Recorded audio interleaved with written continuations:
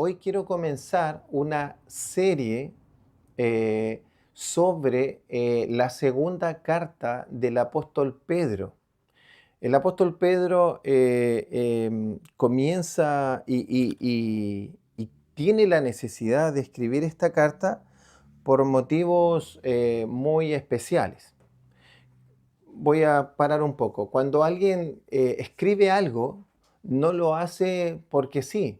Antiguamente, cuando alguien escribía una carta a una persona, tenía un contexto para escribirle una carta, un motivo, ya sea que la extrañaba o que necesitaba contarle algo especial o para mantenerla al tanto de algo. Me refiero en los tiempos que hemos vivido, en los tiempos modernos, ¿cierto? Antes de que llegara el Internet. Ahora, cuando alguien envía un mail formal, es con un motivo, ¿cierto? Si alguien quiere algo rápido, lo hace a través de un mensaje de WhatsApp o de Instagram. Ahora, el apóstol Pedro, en esos tiempos, cuando escribían carta era muy, muy importante. Y él está escribiendo una carta en el año, alrededor del año 67, 68 después de Cristo. Muchos de los historiadores señalan que es próximo a su ejecución eh, allá en Roma, y le está escribiendo a prácticamente algunos señalan que a las mismas iglesias que le escribió la primera carta, que son algunas cartas, algunos lugares que decía en la primera carta de Pedro, el Ponto, Galacia, Capadocia, Asia y Bitinia, que era todo del sector de lo que le llamaban en ese tiempo Asia Menor, actualmente Turquía. Ahora, ¿cuál era el motivo de Pedro de escribir esta carta? Lo que pasa es que estaban apareciendo gente, denominados falsos maestros, que le estaban intentando enseñar cosas y ya estaban infiltrándose en la iglesia, infiltrando falsas enseñanzas, lo que le denominamos herejías. ¿Qué es lo que hace una herejía? Hace desviar del foco de Cristo a los creyentes. Y es algo que ha ocurrido en todo el tiempo. Imagínense que ocurrió desde que la iglesia tiene poco tiempo. Aquí la iglesia tiene alrededor de 35 años desde su fundación, desde el Pentecostés, y ya estaban intentando incorporarse falsas doctrinas, herejías. ¿Y cuál era la herejía que estaban intentando entrar ahora en este caso? Era que Cristo no iba a venir por segunda vez, que Cristo no viene en una segunda venida, no va a existir la segunda venida. Y el argumento era quizás muy sencillo y burdo a la vez, pero de que como Cristo prometió, vuelvo pronto, y ya habían pasado 35 años, ¿quién dice vuelvo pronto y después de 35 años no ha vuelto? Entonces ellos dijeron, no, no crean en la segunda venida. Entonces armaba, ¿qué hacía eso? Hacía que la gente viviera como con la salvación en el bolsillo de, total, soy salvo, Cristo no viene y me voy a ir con la salvación, así que ¿cuál es el problema? Entonces la gente vivía en un desenfreno, no vivía para el Señor, no estaba en oración, y muchas situaciones que empiezan a desviar de la doctrina y de la fe y de la vida cristiana a los creyentes, a los discípulos de nuestro Señor Jesucristo. Entonces el tema era grave a tal punto que Pedro decide escribir esta carta. Eso es como una introducción de la carta. Y hoy día yo les quiero hablar de la palabra que dice un saludo con propósito. ¿Por qué? ¿Por qué tiene ese nombre la palabra? Porque eh, el apóstol Pedro, al igual que todas las cartas de que hacen los apóstoles, las otras cartas, por ejemplo, del apóstol Pablo, tienen saludos especiales. El saludo de la carta es realmente muy guiado por el Espíritu Santo, como toda la carta, pero son saludos extraordinarios. No son saludos como ahora, que cuando alguien dice, hola, ¿cómo estáis? Bien, pero en realidad son saludos triviales, saludos muy, muy coloquiales y que no tienen casi un sentido. Incluso cuando alguien te pregunta, ¿cómo estás? No es que en realidad esté interesado cómo estás, sino que es casi como un hola, coma, ¿cómo estás? Pero no me interesa que me cuentes cómo estás. Yo espero que la respuesta sea bien y entremos a lo que queremos conversar. Yo no espero que la persona me diga, mira, estoy más o menos, mi esposa está aquí, mi hijo le pasa esto, y estemos 15, 20 minutos hablando de los problemas que tiene. Cuando alguien te pregunta, hola, ¿cómo estás? Generalmente, no es que realmente esté interesado en cómo estás, sino que a veces termina siendo un saludo meramente trivial, ¿ya? Es casi como que te pregunten, ¿y cómo está el clima? Y tú digas, bien, un poco frío, y ahí quede nomás, ¿ya? Entonces, pero los apóstoles no saludaban de esa manera. Y yo voy a leer el saludo del apóstol Pedro en el capítulo 1, versos 1 y 2, que dice así: Simón Pedro, siervo y apóstol de Jesucristo, a los que habéis alcanzado por la justicia de nuestro Dios y Salvador Jesucristo, una fe igualmente preciosa que la nuestra. Gracia y paz os sean multiplicadas en el conocimiento de Dios y de nuestro Señor Jesús. ¡Wow! ¡Wow! ¡Qué saludo! ¡Qué saludazo! Diría mi hija. ¡Qué saludazo se manda Pedro! Porque inspirado por el Espíritu es como que llegáramos y nos saludáramos y yo me presentara con usted y dijera, ¿cómo están los redimidos del Señor? ¿Cómo están los salvados? ¿Cómo están los que son morada del Espíritu Santo y son luz y sal de esta tierra? Y tú dirías, ¿ya? ¿Qué le pasó al pastor? ¿Qué comió? Pero ese es el saludo, está saludando al pueblo de Dios con las características del pueblo de Dios, honrando a nuestro Señor Jesucristo, exaltando la obra de Cristo. Cuando los apóstoles saludaban, claramente que se presentaban, estaban diciendo, ¿quién está saludando? Dicen, Simón Pedro. O sea, para que quede claro de quién está esta carta. No todas las cartas están claras de quién son escritas, por eso que hay algunas que luego de hacer distintos estudios de todo tipo de historia, arqueología bíblica y exegética profunda, empiezan a hacer estudios y dicen, mira, esta carta puede haberla escrito tal cuando no dijo quién era el que la estaba escribiendo, o al finalizar la carta no dice, por ejemplo, que un escribano está escribiendo de parte de. Pero aquí sí, está diciendo Simón Pedro.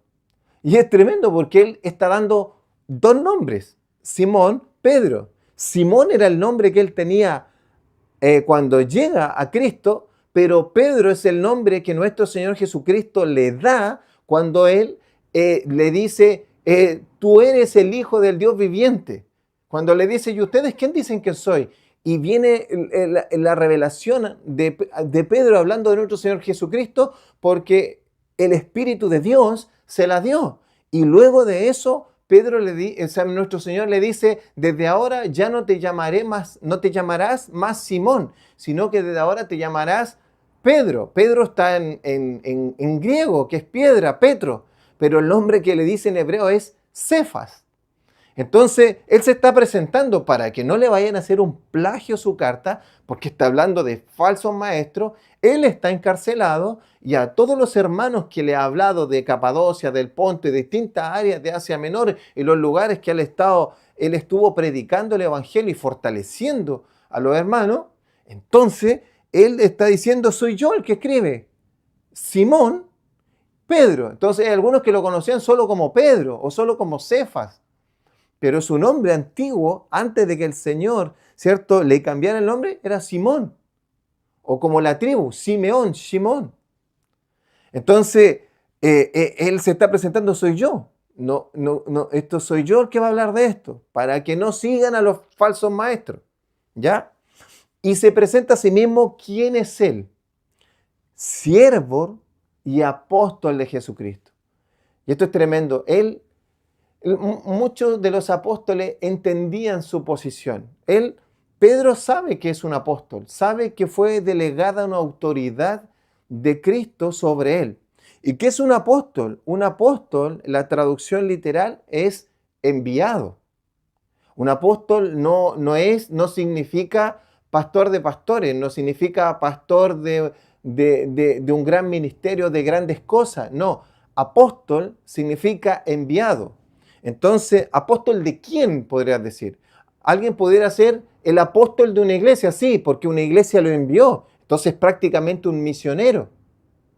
Entonces, ¿apóstol de quién? De Jesucristo. Entonces, un enviado autorizado de parte de Jesucristo. Por eso es que tenían que cumplir ciertas características. Cuando él habla de apóstol de Jesucristo, él cumplía las características para ser apóstol, que tenía que haberlo visto, ¿cierto? Antes de la cruz, verlo en la cruz, verlo resucitar y que Cristo lo haya comisionado como su representante. Por eso que cuando eligen a uno de los 12, ahí en Hechos capítulo 1, tiene que tener ciertas características. Y esa era la dificultad con Pablo, porque Pablo no estuvo antes con Cristo, no estuvo en la cena del Señor, no estuvo viendo la ascensión, no estuvo cuando fue crucificado, no estuvo en ninguna de esas instancias. Entonces, pero Pablo sí fue comisionado por Cristo porque se le apareció yendo camino a Damasco y él por eso también tenía su apostolado y él decía que yo soy apóstol a los gentiles. Entonces, él es un apóstol, pero no es un apóstol autoritario, no es un apóstol como que diga, yo lo que digo es ley y nadie me puede cuestionar, o un apóstol que manda y listo. No, él está diciendo, yo tengo una autoridad delegada por Dios, pero yo sigo siendo esto es una autoridad, pero que va en armonía con la actitud de siervo. Yo soy un esclavo, y esa palabra es doulos. ¿Esclavo de quién? Esclavo de Jesucristo. ¿Qué significa ser esclavo? Quiere decir que es un esclavo, ¿qué es? Que es posesión de alguien. O sea, Pedro está diciendo, yo ya no me poseo a mí mismo, sino que yo soy posesión de Jesucristo. ¿Ya? Por lo tanto, como soy posesión de Jesucristo, yo estoy incondicionalmente a disposición de mi Señor Jesucristo.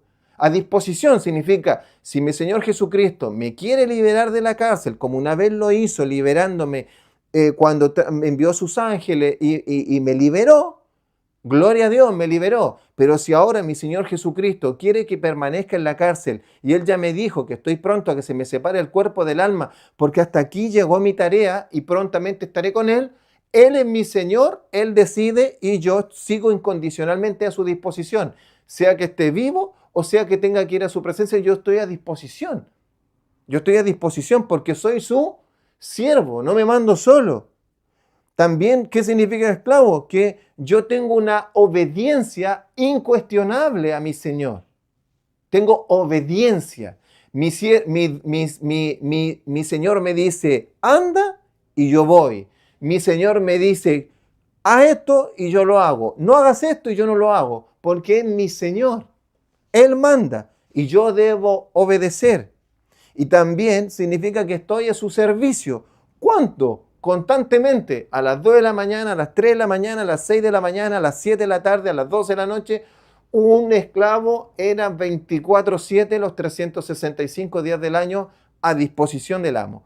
Entonces Pedro está diciendo, sí, yo tengo una autoridad, soy un apóstol, tengo una revelación porque recibí directamente la doctrina de Cristo, la recibí directamente. Y esto es lo que dice también el libro de Hebreos. Dice, cuando parte en el capítulo 1, dice, y antiguamente, ¿cierto? Anteriormente, Dios nos había hablado por los profetas. O sea, Dios le habla al ser humano a través de un humano que es un profeta, inspirado por Dios. ¿Ya? Pero ahora Dios mismo se encarna y ¡boom! Se encarna y está en la tierra y ahora Dios mismo habla a los hombres. ¿Cómo? Dios Hijo. ¿Te das cuenta? Dos personas en la tierra. Primero, Dios habla a través de un profeta. Ahora en la misma tierra, Dios encarnado le habla directamente Dios a los hombres. ¿A quién le habló directamente? A los apóstoles. Por lo tanto, los apóstoles tenían la autoridad como si fuera de un profeta. Entonces, por eso que era importante perseverar en la doctrina de los profetas, porque era la palabra directa de Dios. ¿Por qué era directa? Porque era de Jesús, que es Dios Hijo. ¿Te das cuenta? Son palabras de vida eterna las que da Jesús. No era un profeta cualquiera. Entonces, este saludo que Pedro está dando tiene una connotación impresionante. Está diciendo, apóstol de Jesucristo. ¿Y a quién le está hablando? Dice, a los que han alcanzado por la justicia de nuestro Dios y Salvador Jesucristo, una fe igualmente preciosa que la nuestra. Y esa frase, amado, es tan profunda que dice, a los que han alcanzado. Yo me voy a saltar esa coma. Dice, una fe igualmente preciosa que la nuestra. Él está hablando a los que tienen la fe puesta en Cristo. Le dice, yo le estoy hablando a los que tienen ya una fe en Cristo igualmente preciosa que la nuestra. O sea, tiene el mismo valor, tiene la misma esencia. Es cierto que la fe va creciendo. O sea, la fe que el apóstol Pedro tiene desarrollada en esta etapa de su vida, próxima a entregarla, al entregarla en un martirio, muestra que su fe era totalmente madura, profunda. Cuando él no respondía mal por mal, sino que respondía bien. Cuando le hacían males, hablaba de que él tenía una fe poderosa, grande, crecida y madura en nuestro Señor Jesucristo. Ahora, él está diciendo, no está diciendo que todos tenían exactamente la misma fe, no, porque nuestra fe va creciendo. La fe viene por el oír y el oír por la palabra de Dios. Entonces, nosotros obedecemos, ¿ya? Esa es la instancia, como hablaba la pastora al inicio, obedecer a Dios, poner en práctica la palabra de Dios. ¿Cómo tú puedes poner en práctica la palabra de Dios? Porque tienes fe en la palabra de Dios y en Dios mismo, tiene que crecer la fe. ¿Cómo crece tu fe? Teniendo comunión con Dios y estudiando su palabra y creciendo en ella y en la comunión con Dios y con los hermanos. Pero el último fin, ¿cuál es? Ser luz y sal de esta tierra. Pero está todo unido. Entonces, mis queridos hermanos, Pedro está diciendo que la fe era igual en esencia, dada por Dios, una fe dada de Dios, un don de Dios, como dice Efesios, que la fe es don de Dios. Entonces, pero como una semilla de mostaza que va creciendo. Entonces, él está diciendo, yo me gozo, me alegro, me impacto, he dicho en otras cartas, o sea, en otra carta y más adelante, que él se impactaba de que tuvieran la misma fe porque él vio a Jesús caminando, comió con él, vio los milagros, lo vio en la cruz, lo vio resucitar, vio la ascensión, le hablaron los apóstoles, estuvo cuando vino el Espíritu Santo y dice, yo me gozo, me maravillo de Dios. ¿Cómo que ustedes alcanzan la misma fe que yo tengo? Siento que ustedes no lo vieron. Realmente los misterios de Dios son impresionantes, gloriosos y tremendos. Entonces está diciendo, a los que han alcanzado esta fe igualmente preciosa. Pero ¿cómo ha alcanzado la fe igualmente preciosa? Está en el entremedio. Por la justicia de nuestro Dios y Salvador Jesucristo. ¿Cómo alcanzaste esa fe preciosa? Por la justicia de Dios y Salvador Jesucristo. Y aquí está mostrando la divinidad de Dios, porque aquí no está hablando todavía de Dios Padre, está hablando de nuestro Dios y Salvador Jesucristo. Entonces, está diciendo que nosotros, como dice el apóstol Pablo, hemos sido justificados por la fe en Cristo. Hemos sido justificados, salvos por gracia. La gracia de Dios, esa misericordia eterna de Dios, grande en misericordia, tardo para la ira, esa gracia, ese don gratuito, inmerecido, mientras estábamos en nuestros delitos y pecados, esa gracia que nos alcanzó, ¿cierto? Que viene de la justicia de Jesús. ¿Cuál justicia? De que Él pagó por nuestros pecados y nos justificó. Él nos justificó, Él se hizo maldición para que nosotros fuéramos bendecidos. Y ahí en la cruz fuimos justificados, Él nos justificó. Entonces recibimos la justicia de Dios y somos declarados justos delante de Dios por la justicia de Cristo que viene a nosotros y entonces ahora el Señor nos declara justos. Entonces somos alcanzados esta fe que tenemos tiene la esencia en la justicia que nuestro Señor Jesucristo alcanzó en la cruz, que es nuestro Dios y Salvador. ¿Te das cuenta? Es un saludo espectacular. Y termina diciendo, gracia y paz os sean multiplicadas. Y hasta ahí tú dirías, qué bueno, voy a tener gracia. ¿Te das cuenta? ¿Qué espera la gente que le multipliquen? Los bienes, cuando alguien te le dice que te vaya bien, sí. Y es por eso que cuando estamos como infantiles en la fe, no, y estamos creciendo, te vas a dar cuenta, nuestras oraciones giran en torno a que me vaya bien en el trabajo, que me vaya bien en esto, que mañana tengo una entrevista. Y está bien, todo eso lo tenemos que orar porque lo ponemos delante de Dios y está bien. Yo lo que digo es cuando solo oramos por eso o oramos únicamente por eso. Porque aquí el apóstol Pedro, más allá de que las personas salgan de las tribulaciones, aunque eso lo abordó en su primera carta, de cómo enfrentar las tribulaciones y las pruebas, las cuales iban a ser constantes en esta tierra, pero que teníamos que permanecer con nuestra fe firme y mirando a nuestro Señor Jesucristo. Ese era el objetivo de la primera carta, fortalecer a los hermanos en medio de las persecuciones y de las tribulaciones. Aquí está diciendo que lo que él espera y lo que es su anhelo, es su oración, es su todo, que el pueblo de Dios crezca en gracia y en la paz. O sea, que esa gracia de nuestro Señor, esa sabiduría, ese favor, todo lo que involucra esta gracia sobrenatural, de tener gratitud con Dios, de ser maduro en la fe, de estar en comunión con el Espíritu Santo, de vivir en la piedad del Señor, que vivir una vida práctica, en obediencia al Señor por lo que Él es y teniendo comunión con Él. Y dice, y paz, o sea, esa paz que Jesús dice que supera todo entendimiento, esa paz que el Señor solo puede dar en medio de la tribulación, de la dificultad o también de la abundancia, no volverse loco ni nublarse con tanta abundancia, sino que tener también paz, gozo y crecer en medio de la escasez en gracia y paz de nuestro Señor. Y en medio de la abundancia, seguir creciendo en gracia y paz de nuestro Señor. Entonces dice, o sean multiplicadas. ¿Te das cuenta? Él quiere que eso se multiplique.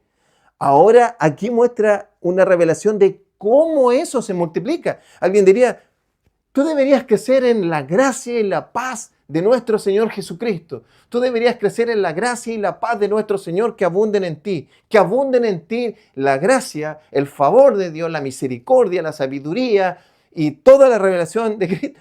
Que abunde esta gracia en ti. Para que también desborde para los demás. Que vivas una vida piadosa que muestre que Dios es real, que eres sal y luz de esta tierra. Y también vivas en paz con Dios que ya nos reconcilió. Nuestro Señor Jesucristo nos reconcilió y tenemos paz para con Dios, pero también paz para con los hermanos, paz para con los enemigos, paz para con todos. Por eso dice la palabra, buscar la paz y la santidad sin la cual nadie verá al Señor. Tenemos que buscar nosotros tenemos que ser los pacificadores en medio de la violencia. Pero agrega, ¿cómo lo vas a lograr? Dice, en el conocimiento de Dios y de nuestro Señor Jesucristo. Y aquí es glorioso, es como diciendo, ¿tú quieres crecer en gracia y paz para tu vida? Sí, pastor, no sabe cuánto lo anhelo. Bueno, si tú creces en el conocimiento de Dios y en el conocimiento de nuestro Señor Jesucristo, todo esto crecerá y abundará más y más en tu vida. La gracia y la paz de Dios abundarán en tu vida en la medida que crezcas en el conocimiento de Dios y de nuestro Señor Jesucristo. ¿Por qué? ¿Por qué lo separan en el conocimiento de Dios? Porque, bueno, la palabra de Dios muestra muchas cosas, pero fundamentalmente dos. Una, que es el plan de redención de la humanidad luego que la humanidad cayó. Es como que ahora nosotros nacemos y decimos, ¿por qué está todo así violento? La gente es violenta. Y no solo ahora, si alguien nacía 1000 años atrás, no te olvides que hace 50 años o un poco más, 70 años, había esclavitud. Entonces imagínate, esas personas dirían, ¿por qué todavía hay esclavitud? Hace 100, 200 años atrás. Y anteriormente otras cosas y otras cosas y otras cosas. Si alguien nacía, dice, ¿cómo es que Dios existe en medio de toda esta maldad? Bueno, al conocer las Escrituras, uno puede entender dónde comenzó la maldad y por qué sucedió eso. Y entender que el plan de redención comienza desde Génesis y termina en Apocalipsis, porque el objetivo del Señor es restaurar todas las cosas, restaurar todo lo que vemos en la tierra y hacer un pueblo que esté en Él. Entonces, para restaurar todas las cosas tiene que nacer de nuevo la persona Y luego comienza, ¿cierto? Luego de haber nacido de nuevo y haber sido salvo, un proceso de santificación que el Señor lo está purificando hasta que luego se muere y luego espera un cuerpo glorificado. Y cuando llega la segunda venida de Cristo, viene la glorificación, cuerpo nuevo, tierra nueva, el Señor con nosotros y nosotros habitando eternamente por Él. Y ahí se han de restaurar todas las cosas y vamos a ver esa tierra que todos esperamos ver, pero que en nuestro íntimo corazón sabemos que tiene que existir, pero no se da y después como que perdemos esa fe de que algún día esto se va a restaurar. Pero sí se va a restaurar, pero en Cristo. Se va a restaurar. Todo eso que anhelamos está en Cristo. Entonces, tú tienes que crecer en el conocimiento de Dios porque la palabra muestra los atributos de Dios. Por ejemplo, ¿cómo tú sabes que Dios es amor? Porque la palabra dice que Dios es amor. Incluso después en el Nuevo Testamento dice, y Dios es amor, y el que no tiene amor no ha conocido a Dios. ¿Cómo sabes que Dios es misericordioso? Porque Dios se ha revelado a través de su palabra, le mostró a los profetas quién era Él, y los profetas escribiendo de Él muestran cómo es Dios, que Dios es misericordioso, que no es hombre para mentir, que Él es eterno, y muchos atributos, tanto en su personalidad como en su esencia, que Él es omnisciente, que Él es omnipresente, que Él conoce todas las cosas, pero que también nos da libre albedrío. Y todo eso, ¿cómo tú conoces a Dios? Por la palabra. Entonces, cuando tú vas a la palabra, más allá de intentar aprender solamente un versículo, dos cosas importantes que deberías encontrar en la palabra es conocer a Dios y a nuestro Señor Jesucristo, y también entender el plan de redención, porque eso te va a revelar el amor de Dios que le tiene a la humanidad.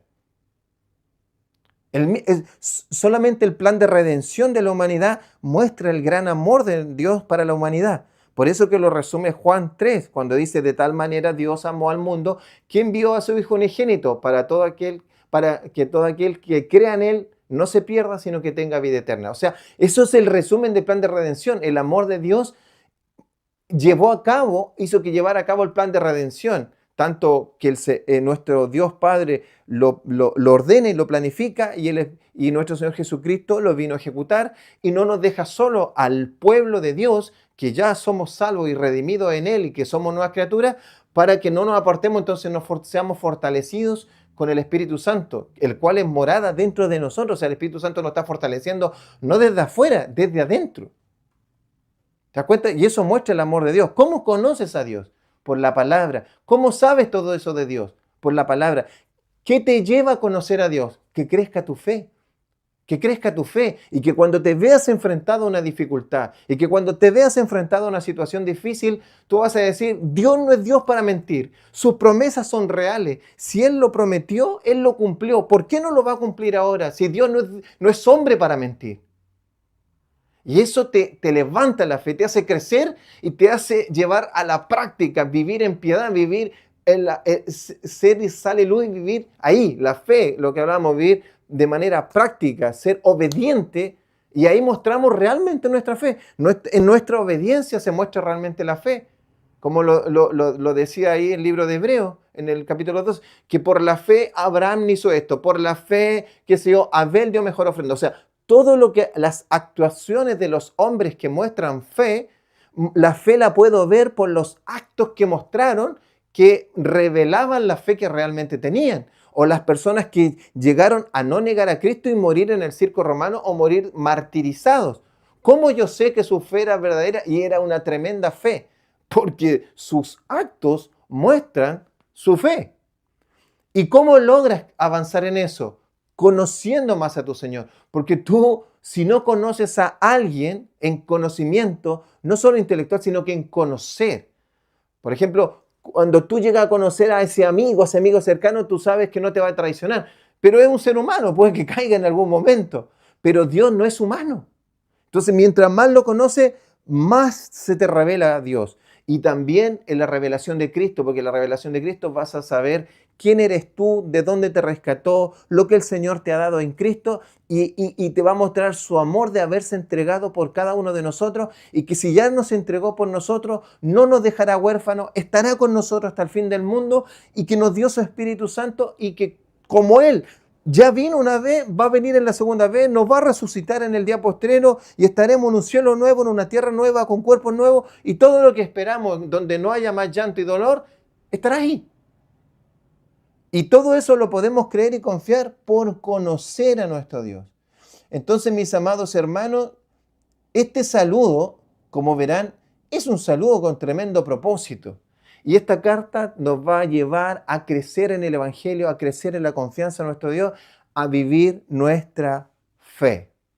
Así que quiero invitarlos, mis amados, a que podamos orar juntos para que el Señor nos vaya revelando lo que este apóstol de nuestro Señor Jesucristo les dijo a los hermanos de ese tiempo, pero que son de gran bendición y sabiduría para nosotros también hasta que nuestro Señor vuelva. Oremos al Señor. Padre, en el nombre de Jesús, oramos, Señor, y te damos toda la gloria. Gracias, Señor, por todo lo que has hecho por nosotros. Y gracias también agradezco a mi hermano, al apóstol Pedro, por esforzarse, por predicar y por dejar escrita la doctrina. Todos mis hermanos que dejaron escrito el Antiguo Testamento, escribiendo en situaciones difíciles, escribiendo en la cárcel. Cárceles, Señor, que eran horribles, horribles. Sentados en la tierra, no comiendo nada, débiles, enfermos, angustiados, atribulados, escribiendo cartas poderosas en Cristo, llenas de revelación, de inspiración del Espíritu, que para fortalecer a los hermanos que estaban afuera viviendo la fe. Señor, hombres que están siendo atribulados, encadenados, con hambre, con frío, con enfermedad, y buscando la gloria de nuestro Señor Jesucristo y buscando el fortalecimiento del pueblo de Dios para que nadie se aparte de la gracia y de la misericordia y de la bendición y la justicia de nuestro Señor Jesucristo. Señor, oro y bendigo y te doy gracias por mis hermanos. Y oro para que seamos todos fortalecidos y veamos la perla preciosa, el gran valor que tiene tu palabra, la revelación. Y oro para que nosotros también crezcamos en esta fe, en el conocimiento de nuestro Dios y en el conocimiento de nuestro Señor Jesucristo. Crezcamos y sean multiplicadas la gracia y la paz en medio de nosotros, a todos los que hemos sido justificados por la justicia de nuestro Señor Jesucristo, dada por gracia, y nosotros, Señor, por la fe en Él, obteniendo, Señor, toda esta gran bendición. Bendigo a mis hermanos y sean todos fortalecidos en el Señor. Gracias, Padre, en el nombre de Jesús. Amén y amén.